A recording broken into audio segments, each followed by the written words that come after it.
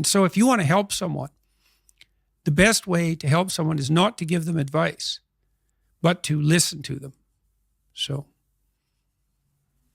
I had a guest actually come on this podcast before Jimmy Carr. Jimmy Carr was on 2 weeks ago, and we had a great conversation about happiness and the nature of happiness. And the guest before Jimmy Carr wrote in my diary, which is a tradition we have now, where all the guests that come on write a question for the next guest. So there is a question there for you.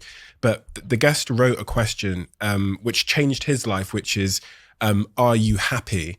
And I, from reading your work and understanding your position on happiness and it not being the thing to aim for, which really struck me, because I thought, I thought life was the North Star of our lives was to try and be happy. I guess my question is, I was going to ask you that question. Aim to be good and pray for happiness.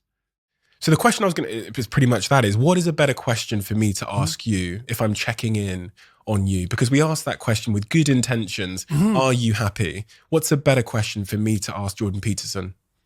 How are you doing? How are you doing? How are you doing?